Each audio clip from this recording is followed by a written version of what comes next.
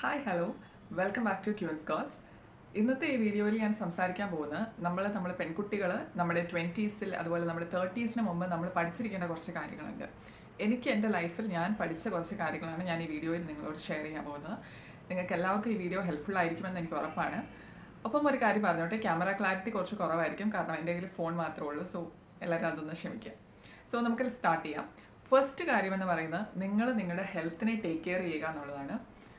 എൻ്റെ ഒരു എക്സ്പീരിയൻസിൽ എന്ന് പറയുകയാണെങ്കിൽ, ഞാൻ കഴിഞ്ഞ വർഷം ഒരു 1.5 മാസം എൻ്റെ ജോലിയിൽ നിന്ന് ലീവ് എടുത്ത് കംപ്ലീറ്റ്ലി ബെഡ് റെസ്റ്റ് ആയിരുന്നൊരു ഫേസ് ഉണ്ടായിരുന്നു. എനിക്ക് ഡിസ്കിന് കുറച്ച് ഇഷ്യൂസൊക്കെ വന്ന്, നെർവിൻ്റെ കുറച്ച് പ്രശ്നങ്ങളൊക്കെ വന്ന്. അപ്പോൾ ആ ഒരു ഫേസിൽ എനിക്ക് മനസ്സിലായ ഒരു കാര്യമുണ്ട്, നമുക്ക് വയ്യെങ്കിൽ വെയിറ്റ് ചെയ്യാൻ പറ്റുന്ന തിരക്കുകളേ ഉള്ളൂ നമ്മുടെ ലൈഫിൽ. അതുവരെ നമ്മൾ വിചാരിക്കും നമ്മൾ ഇന്ന കാര്യം ചെയ്തില്ലെങ്കിൽ, അല്ലെങ്കിൽ നമ്മൾ ഇന്ന പോലെ പഠിച്ചില്ലെങ്കിൽ, അല്ലെങ്കിൽ ഇന്ന വർക്ക് ചെയ്തില്ലെങ്കിൽ നമ്മുടെ ലൈഫിൽ ഒരു കാര്യവും പ്രോപ്പറായിട്ട് നടക്കത്തില്ല. ഒന്നുമില്ല. നമ്മൾ വയ്യാതായി നമ്മൾ എവിടെയെങ്കിലും കിടന്നു കഴിഞ്ഞാൽ നമുക്ക് മനസ്സിലാവും എല്ലാ കാര്യവും വെയിറ്റ് ചെയ്തോളും, നമ്മൾ നമ്മുടെ കാര്യം നോക്കുകയാണ് വേണ്ടതെന്ന്. അപ്പോൾ ആ ഒരു ഫേസിൽ നിന്ന് എനിക്ക് മനസ്സിലായ ഒരു കാര്യമുണ്ട്, ആരോഗ്യത്തെ ശ്രദ്ധിക്കണം. നമ്മളിപ്പോൾ നമ്മുടെ 20s നമ്മുടെ 30s നമ്മൾ പല കാര്യങ്ങളിലും റെസ്പോൺസിബിളായിട്ട് നമ്മളിങ്ങനെ നടക്കുവാണ്. ചിലപ്പോൾ ജോലി അന്വേഷിച്ച് നടക്കുമായിരിക്കും, അല്ലെങ്കിൽ എന്തെങ്കിലും പഠിച്ചുകൊണ്ട് നടക്കുമായിരിക്കും, അല്ലെങ്കിൽ കല്യാണം കഴിച്ചവരാണെങ്കിൽ ആ തിരക്കുകളുണ്ട്. അപ്പം പല തിരക്കുകളിലും നമ്മൾ പെട്ടുപോകുന്നൊരു പ്രായമാണിത്. നമ്മളൊരു കംഫർട്ടബിൾ ആയിട്ടുള്ളൊരു ഫേസിലല്ല നമ്മൾ 20 to 30 എന്ന് പറയുന്നത്. അവിടെ നമ്മൾ നമ്മളെ നോക്കാൻ മറന്നു പോകും. സോ അതുണ്ടാവരുത്. നമ്മൾ നമ്മളെ ടേക്ക് കെയർ ചെയ്യുക, കുറച്ചൊക്കെ നമുക്ക് വേണ്ടിയും കൂടെ ജീവിക്കാൻ ശ്രമിക്കുക, നമ്മുടെ ഹെൽത്ത് മെയിൻറ്റെയിൻ ചെയ്യാൻ നോക്കുക. സോ അതാണ് എനിക്ക് ഫസ്റ്റ് പറയാനുള്ളത്. അടുത്തൊരു പോയിന്റ് എന്ന് പറയുന്നത്, നമ്മൾ നമ്മുടെ കമ്പനി ഇഷ്ടപ്പെടുക. നമ്മൾ ഒറ്റയ്ക്കായിരിക്കുന്ന സമയം, നമ്മളോട് സംസാരിക്കുന്ന സമയം, അല്ലെങ്കിൽ നമ്മൾ ജേർണലിംഗ് ചെയ്യുന്ന സമയം, നമ്മൾ പാട്ട് കേൾക്കുന്ന സമയം, നമ്മൾ റെസ്റ്റ് എടുക്കുന്ന സമയം, എന്ത് സമയമായിക്കോട്ടെ, നമുക്ക് ഇഷ്ടമുള്ള കാര്യങ്ങൾ നമ്മൾ ചെയ്ത് നമുക്ക് വേണ്ടി നമ്മൾ ജീവിക്കുന്ന കുറച്ച് സമയങ്ങളുണ്ടല്ലോ, ആ സമയങ്ങൾ എൻജോയ് ചെയ്യുക. എപ്പോഴും മറ്റുള്ളവർക്ക് വേണ്ടി ജീവിക്കാൻ നിൽക്കണ്ട. നമ്മളുടെ കമ്പനി നമ്മൾ എൻജോയ് ചെയ്യുക. പ്രത്യേകിച്ച് നമ്മൾ ശ്രദ്ധിക്കേണ്ട ഒരു കാര്യം, നമുക്ക് നമ്മുടേതായ കുറേ സ്വപ്നങ്ങളുണ്ടാവും, നമ്മൾക്കായിട്ട് ചെയ്യണം എന്ന് ആഗ്രഹിക്കുന്ന കുറച്ച് കാര്യങ്ങളുണ്ടാവും. അതൊന്ന് ഓർത്തെടുക്കുക, അതൊന്ന് നോട്ട് ചെയ്യുക, അതൊന്ന് ചെയ്തെടുക്കാൻ ശ്രമിക്കുക. ഇപ്പം എനിക്ക് മനസ്സിലായ ഒരു കാര്യമുണ്ട്, ഞാൻ എൻ്റെ ഫാമിലിക്ക് വേണ്ടി ഒരുപാട് നിൽക്കുന്ന ഒരാളാണ്. ചിലരങ്ങനെ ആയിരിക്കും, അവരുടെ ഒരു ക്യാരക്ടറിസ്റ്റിക്സ് അങ്ങനെ ആയിരിക്കും. അപ്പോൾ അതിൽ നിന്ന് എനിക്ക് മനസ്സിലായ ഒരു കാര്യം, നല്ലതും ചീത്തയും എന്നുള്ള രീതിയിലല്ല, പക്ഷെ ഞാൻ എനിക്ക് വേണ്ടി കുറേ കൂടെ എൻ്റെ കാര്യങ്ങൾ ശ്രദ്ധിക്കുകയും ഞാൻ എൻ്റെ ഒരു വെൽബീയിങ്ങിന് വേണ്ടി കാര്യങ്ങൾ ശ്രദ്ധിക്കുകയാണെങ്കിൽ നമുക്ക് ചുറ്റുമുള്ളവരുടെ കാര്യങ്ങൾ പ്രോപ്പറായിട്ട് നടന്നുകൊള്ളും. എസ്പെഷ്യലി പറയുകയാണെങ്കിൽ, ഇപ്പം ഞാൻ വർക്ക് ചെയ്യുകയാണ്, പക്ഷേ ഒരു പെർമനൻറ്റ് ജോബൊന്നും അല്ല. ഇപ്പോൾ ഞാനൊരു പെർമനൻറ്റ് ജോബിന് വേണ്ടി ട്രൈ ചെയ്തുകൊണ്ടിരിക്കുന്ന ആളാണ്. പക്ഷേ ഞാൻ നേരത്തെ ട്രൈ ചെയ്യുന്നുണ്ടായിരുന്നു, പക്ഷേ അതിൻ്റെ ഒരു പ്രോപ്പർ ലെവലിൽ ട്രൈ ചെയ്യുന്നില്ലായിരുന്നു. കാരണം ജോലിയുടെ കൂടെ പഠിക്കുക എന്ന് പറയുന്നത് അത്ര പോസിബിൾ അല്ല. ഇപ്പം ഞാൻ അങ്ങനെ ട്രൈ ചെയ്യുമ്പം എനിക്ക് മനസ്സിലായ ഒരു കാര്യം, ഞാൻ എനിക്ക് വേണ്ടി നിൽക്കുക, അല്ലെങ്കിൽ ഞാൻ എനിക്ക് വേണ്ടി വർക്ക് ചെയ്യുവാണെങ്കിൽ അത് എനിക്ക് തരുന്നൊരു ഗ്രോത്ത്, അത് ഗ്രാജുവലി എൻ്റെ ചുറ്റുമുള്ളവർക്കുള്ളൊരു ഗ്രോത്ത് തന്നെയാണ്. സോ നിങ്ങൾക്ക് വേണ്ടി വർക്ക് ചെയ്യുക, അല്ലെങ്കിൽ നിങ്ങൾക്ക് വേണ്ടി ജീവിക്കുക. അപ്പോൾ നമുക്ക് ചുറ്റുമുള്ളവരുടെ വെൽബീയിങ് അതിനോട് കൂടത്തിൽ തന്നെ നടന്നോളും. അതെനിക്ക് മനസ്സിലായ ഒരു കാര്യമാണ്. സോ അത് നിങ്ങൾ അഡോപ്റ്റ് ചെയ്യാൻ നോക്കുക.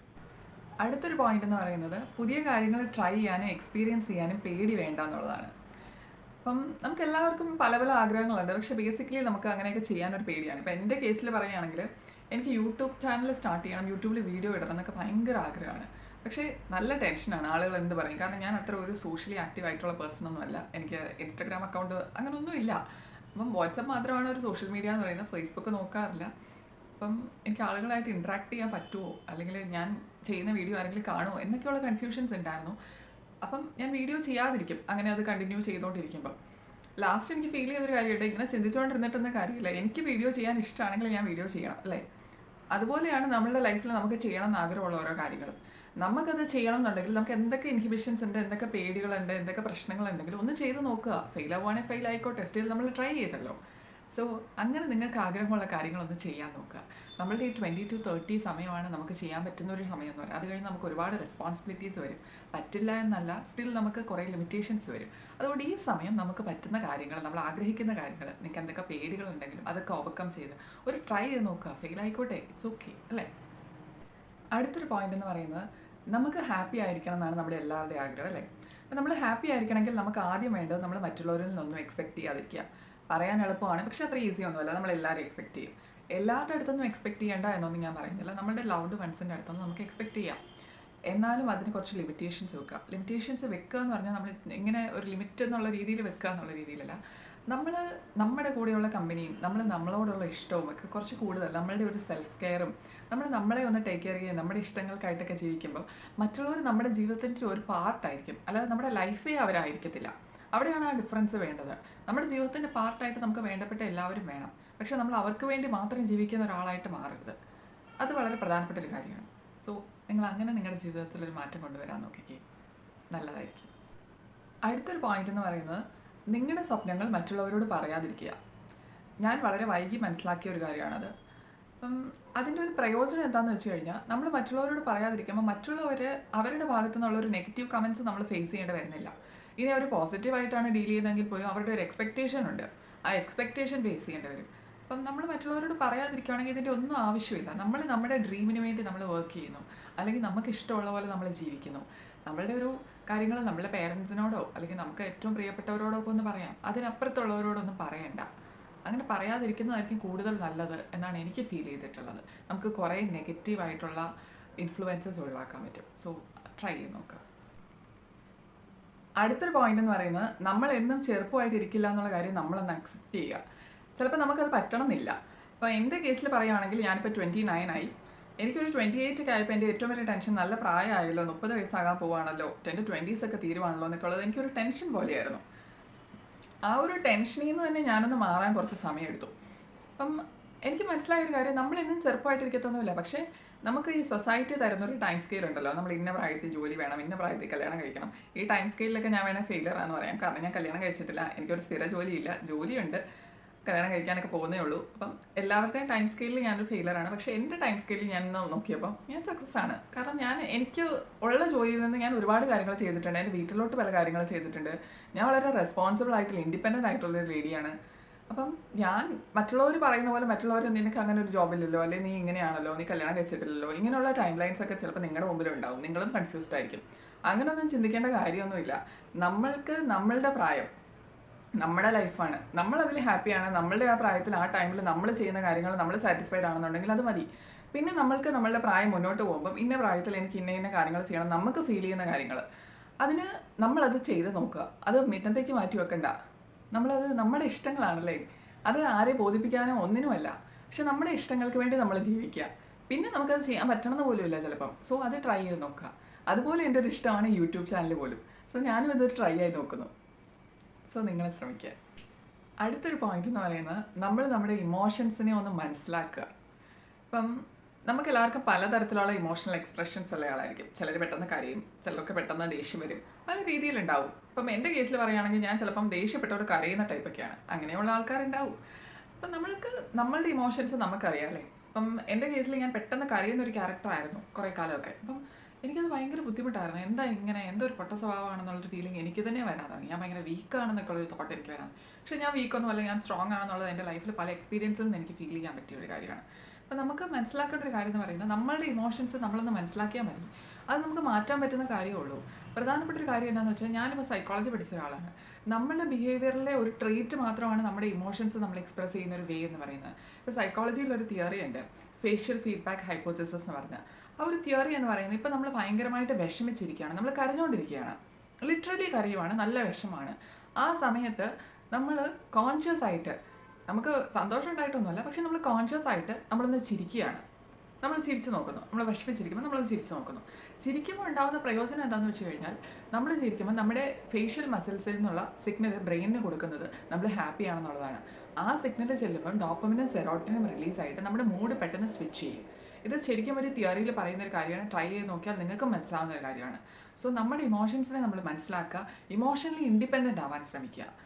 അതുപോലെ തന്നെ ഇൻഡിപെൻഡൻറ്റ് വിമനായിട്ട് വരിക. അടുത്തൊരു പോയിന്റ് എന്ന് പറയുന്നത്, നമ്മൾ ആരെയും മാറ്റാൻ ശ്രമിക്കേണ്ട എന്നുള്ളതാണ്. നമ്മൾ അവരോട് ഡീൽ ചെയ്യുന്നൊരു രീതി മാറ്റിയാൽ മതി. ഇത് പറയാൻ റീസൺ എന്താണെന്ന് വെച്ച് കഴിഞ്ഞാൽ, നമ്മളുടെ ഒരു 18 തൊട്ട് 30 വയസ്സ് വരെയുള്ള പ്രായം എന്ന് പറയുന്നത് നമ്മൾ പുതിയ ജോലി, പഠിത്തം, അങ്ങനെ പല കാര്യങ്ങളും, നമ്മൾ കുറേ ട്രാവൽ ചെയ്യും, നമ്മൾ കുറേ പുതിയ ആൾക്കാരെ പരിചയപ്പെടും. നമ്മുടെ ലൈഫിൽ അങ്ങനെ കുറേ പുതിയ ആൾക്കാരെ പെട്ടെന്ന് വരുന്ന ഒരു ഫേസാണിത്. ചിലപ്പോൾ നമ്മൾ റിലേഷൻഷിപ്പ് ഉണ്ടാവും, അങ്ങനെ പല കാര്യങ്ങളുണ്ടാവും. ഇതിൽ കുറേ കാര്യങ്ങളൊക്കെ നെഗറ്റീവ് ആവും, കുറേ കാര്യങ്ങളൊക്കെ പോസിറ്റീവ് ആവും. സോ ഇതിൻ്റെയൊക്കെ ഒരു മിക്സപ്പിൻ്റെ ഒരു പ്രായമാണ് നമ്മളുടെ ഒരു 30 വയസ്സെന്ന് പറയുന്നത്. ആ ഒരു ഫേസ് നമ്മൾ ഒരുപാട് റഷ് ഉണ്ട്, ഒരുപാട് ടെൻഷൻസ് ഉണ്ട്, ഒരുപാട് കൺഫ്യൂഷൻസ് ഉണ്ട്, എല്ലാം ഉണ്ട്. അതിൻ്റെ കൂടെ ഇങ്ങനെ കുറേ മനുഷ്യരുമുണ്ട്. നമ്മൾ മനസ്സിലാക്കേണ്ട ഒരു കാര്യം, നമ്മൾ ഈ ഒരു ഫേസിൽ ഫേസ് ചെയ്യുന്ന ആൾക്കാരെ അവരെ ഡീൽ ചെയ്യാൻ നിൽക്കണ്ട. ഇപ്പം എൻ്റെ കേസിലേക്ക് എന്നെ എഫക്റ്റ് ചെയ്യുന്നവരോട് അവരെ പറഞ്ഞ് മനസ്സിലാക്കാനൊക്കെ പോകുന്നൊരു സ്വഭാവമൊക്കെ എനിക്കുണ്ടായിരുന്നു. പക്ഷേ അത് ഒരിക്കലും ഒരു പ്രയോജനം ഉണ്ടാക്കുന്ന ഒരു കാര്യമല്ല. നമ്മൾ ആരെയും ബോധിപ്പിക്കാനൊന്നും നിൽക്കണ്ട. നമ്മൾ അവരോട് ഡീൽ ചെയ്യുന്ന ഒരു രീതി മാറ്റിയാൽ മതി. നമുക്ക് അവരെ ഡീൽ ചെയ്യാൻ പറ്റില്ല, അങ്ങ് അവോയ്ഡ് ചെയ്തേക്കുക. സിമ്പിൾ ആസ് ഇറ്റ് ഇസ്, അത്രേ ഉള്ളൂ.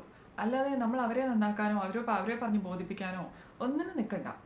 അത് വളരെ പ്രധാനപ്പെട്ട ഒരു കാര്യമാണ് നമ്മുടെ ഈ പ്രായത്തിൽ. സോ അത് നിങ്ങളൊന്ന് അഡാപ്റ്റ് ചെയ്യാൻ നോക്കുക. അടുത്തൊരു പോയിന്റ് എന്ന് പറയുന്നത് നിങ്ങളുടെ ഒരു സർക്കിൾ. അതൊരു വലിയ സർക്കിളോ ചെറിയ സർക്കിളോ എങ്ങനെ വേണമല്ലോ ആവട്ടെ. നിങ്ങളൊരു സോഷ്യലി ആക്റ്റീവ് ആയിട്ടുള്ള പേഴ്സൺ ആണെങ്കിൽ നിങ്ങൾക്കൊരു വലിയ സർക്കിൾ ഓഫ് ഫ്രണ്ട്സ്, കൊളീഗ്സ് അങ്ങനെ എല്ലാം ഉണ്ടാവും. ഇനി അതല്ല, എന്നെപ്പോലെ ഒരാളാണെങ്കിൽ അധികം ഫ്രണ്ട്സ് ഒന്നുമില്ല, ചെറിയൊരു സർക്കിളായിരിക്കും. അതെങ്ങനെയാണെന്നുള്ള സർക്കിളാണെങ്കിലും നമ്മളുടെ സർക്കിളിലുള്ളവർ നമ്മുടെ അച്ചീവ്മെൻറ്റ്സിൽ ഹാപ്പി ആയിട്ടുള്ളവരായിരിക്കണം. നമ്മളുടെ ഒരു അച്ചീവ്മെൻറ്റിൽ ജലസ് ആയിട്ടുള്ളവരാവരുത് നമ്മുടെ സർക്കിളിലുള്ളവർ. അത് നമ്മൾ ശ്രദ്ധിക്കുക. അങ്ങനെ ഒരു സർക്കിൾ ക്രിയേറ്റ് ചെയ്യാൻ ശ്രമിക്കുക. അടുത്തൊരു പോയിന്റ് എന്ന് പറയുന്നത് നമ്മളോട് ചെയ്യുന്ന ഏറ്റവും വലിയൊരു ഫേവറാണ് നമുക്ക് ജീവിക്കാനുള്ള പൈസ നമ്മൾ ഉണ്ടാക്കുക എന്നുള്ളത്.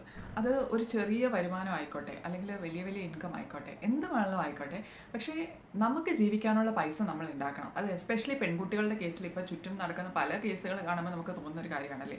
നമുക്കൊരു ഇൻകം ഉണ്ടെങ്കിൽ, നമ്മൾ സ്വന്തം കാലിൽ നിൽക്കുവാണെങ്കിൽ നമുക്ക് ഡിസിഷൻസ് എടുക്കാൻ പറ്റും, നമ്മൾ കൂടുതൽ ഇൻഡിപെൻഡൻ്റ് ആയിരിക്കും.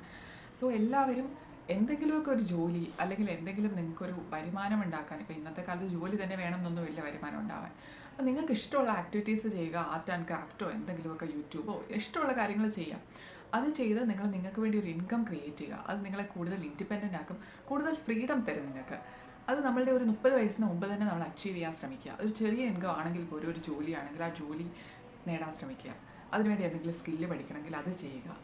അങ്ങനെ നമുക്ക് വേണ്ടി ഇൻവെസ്റ്റ് ചെയ്യുക, നമ്മുടെ കാര്യങ്ങൾ കൂടുതൽ ശ്രദ്ധിക്കുക. അടുത്തൊരു പോയിന്റ് എന്ന് പറയുന്നത് നമ്മുടെ ലൈഫിൽ ഡിസിപ്ലിൻ ആൻഡ് കൺസിസ്റ്റൻസി കൊണ്ടുവരിക എന്നുള്ളതാണ്. ഇപ്പം ഞാൻ വർക്ക് ചെയ്തുകൊണ്ട് പഠിക്കുന്ന ഒരാളാണ്. അപ്പം എൻ്റെ ഒരു കേസിൽ ഞാൻ നേരത്തെ പഠിക്കുമായിരുന്നു, പക്ഷേ കൃത്യമായിട്ട് പഠിക്കുന്നൊന്നുമില്ലായിരുന്നു. ഇപ്പം റീസെൻ്റ് ആയിട്ടാണ് ഞാൻ കൃത്യമായി പഠിക്കാനൊക്കെ സ്റ്റാർട്ട് ചെയ്തത്. ഇപ്പം ഞാൻ റീസെൻ്റ്ലി അഡോപ്റ്റ് ചെയ്തൊരു കാര്യമുണ്ട്. ഞാനൊരു എക്സ്പെൻസ് ട്രാക്കറും ഒരു ഹാബിറ്റ് ട്രാക്കറും ഞാൻ ക്രിയേറ്റ് ചെയ്തു. അതിൻ്റെ ഒരു 30 days എക്സ്പെരിമെൻ്റ് ആണ് ഇപ്പോൾ ഞാൻ ചെയ്യുന്നത്. ആ 30 days ചെയ്ത് കഴിഞ്ഞാൽ എന്തൊക്കെ കാര്യങ്ങൾ എനിക്ക് മനസ്സിലായി, എന്താണ് അതുകൊണ്ടുള്ള പ്രയോജനങ്ങൾ എന്ന് പറഞ്ഞാൽ ഞാൻ സെപ്പറേറ്റ് ഒരു വീഡിയോ ഇടുന്നതായിരിക്കും. ഇപ്പം ഞാൻ ആ എക്സ്പെൻസ് ട്രാക്കറും ഹാബിറ്റ് ട്രാക്കറും ഒപ്പം എൻ്റെ ജേർണലിങ്ങും, ഈ 3 കാര്യങ്ങൾ ചെയ്യുമ്പോൾ എനിക്ക് മനസ്സിലാവുന്നൊരു കാര്യമുണ്ട്. ഞാനിപ്പോൾ ഒരു ദിവസം 6 മണിക്ക് എണീക്കണം എന്ന് വിചാരിച്ചു, പറ്റുന്നില്ല. അപ്പോൾ ഞാൻ എൻ്റെ ഹാബിറ്റ് ട്രാക്കറെ ക്രോസ് ചെയ്യും. ഞാൻ 6 മണിക്ക് എണീറ്റിട്ടില്ല, കാരണം എൻ്റെ ടാർഗറ്റ് ഞാൻ 6 മണിക്ക് എണീക്കണം എന്നുള്ളതാണ്. അപ്പോൾ നിങ്ങളുടെ ടാർഗറ്റ് അനുസരിച്ച് അങ്ങനെ ചെയ്യാം. അങ്ങനെ നമ്മളുടെ കാര്യങ്ങൾ ട്രാക്ക് ചെയ്ത് അതിലോട്ട് സ്റ്റെപ്പ് ബൈ സ്റ്റെപ്പായിട്ട് നമ്മൾ അച്ചീവ് ചെയ്തെടുക്കുന്ന ഒരു മൊമെൻറ്റിൽ നമുക്ക് തരുന്നൊരു ഹാപ്പിനെസ് ഉണ്ടല്ലോ, ഒരു ടിക്ക് മാർക്ക് അവിടെ ചെയ്യുന്നു. യെസ്, ഞാൻ ഇന്നൊരു ബുക്ക് വായിച്ചു, അല്ലെങ്കിൽ ഞാൻ ഇത്ര മണിക്കൂർ പഠിച്ചു. അങ്ങനെ നമ്മളുടെ കാര്യങ്ങൾ ട്രാക്ക് ചെയ്യുക. അല്ലെങ്കിൽ എക്സ്പെൻസ് ഇത്ര കുറച്ചു, അല്ലെങ്കിൽ ഇന്ന കാര്യങ്ങൾക്ക് ഞാൻ എക്സ്പെൻസ് നടത്തിയുള്ളൂ. അങ്ങനെ നമുക്ക് വേണ്ട കാര്യങ്ങൾ നമ്മൾ കൃത്യമായി ട്രാക്ക് ചെയ്ത് നമ്മൾ കാര്യങ്ങൾ ചെയ്യുമ്പോൾ നമുക്കത് ഒരുപാട് ബെനിഫിറ്റ് ആവും. അപ്പോൾ ഞാൻ അതിൻ്റെ ഒരു ഫുൾ വീഡിയോ ഞാൻ ഡീറ്റെയിൽ ആയിട്ട് ഞാനത് എക്സ്പെരിമെൻറ്റ് ചെയ്ത ശേഷം പറയുന്നതായിരിക്കും. ഇപ്പോൾ എനിക്ക് തോന്നിയൊരു കാര്യം, നമുക്ക് കുറച്ചൊക്കെ ഡിസിപ്ലിനും നമ്മൾ ചെയ്യുന്ന കാര്യങ്ങളിൽ ഒരു കൺസിസ്റ്റൻസിയും ക്രിയേറ്റ് ചെയ്യാൻ ശ്രമിക്കുക. അത് നിങ്ങളെ ഒരുപാട് ഹെൽപ്ഫുൾ ആക്കും, ഒരുപാട് നിങ്ങളെ ഹെൽപ്പ് ചെയ്യും. So try it. അടുത്തൊരു പോയിന്റ് എന്ന് പറയുന്നത്, നമ്മൾ വരുന്ന ഒരു ഫാമിലിയേക്കാളും ഇമ്പോർട്ടൻ്റ് ആണ് നമ്മൾ ബിൽഡ് ചെയ്യുന്ന ഒരു ഫാമിലി എന്ന് പറയുന്നത്. എസ്പെഷ്യലി പെൺകുട്ടികളുടെ കേസിൽ നമ്മളെല്ലാവരും കൂടുതലും പേരും തന്നെ കല്യാണം കഴിച്ച് വേറൊരു ഫാമിലിയിലോട്ട് പോകും, അല്ലെങ്കിൽ ഹസ്ബൻഡിൻ്റെ കൂടെ മാറി താമസിക്കും. ചിലപ്പോൾ നമ്മൾ വളർന്നു വന്നൊരു ഫാമിലി എന്ന് പറയുന്ന ഒരു ടോക്സിക് എൻവയറമെൻ്റ് ആയിരിക്കും. ചിലപ്പം പേരൻസ് വഴക്കൊക്കെ ആയിരിക്കും, അല്ലെങ്കിൽ പപ്പ കുടിക്കുന്ന ഒരാളായിരിക്കും. അങ്ങനെ പല പ്രശ്നങ്ങളുണ്ടാവും നമ്മുടെ ലൈഫിൽ. അങ്ങനെയൊക്കെ നമ്മൾ ഫേസ് ചെയ്തും കഷ്ടപ്പെട്ടും പല ടോക്സിക് എൻവയറമെൻറ്റും പല സ്ട്രെസ്സുമായിട്ടൊക്കെ ജീവിച്ച ആളായിരിക്കും. It's okay.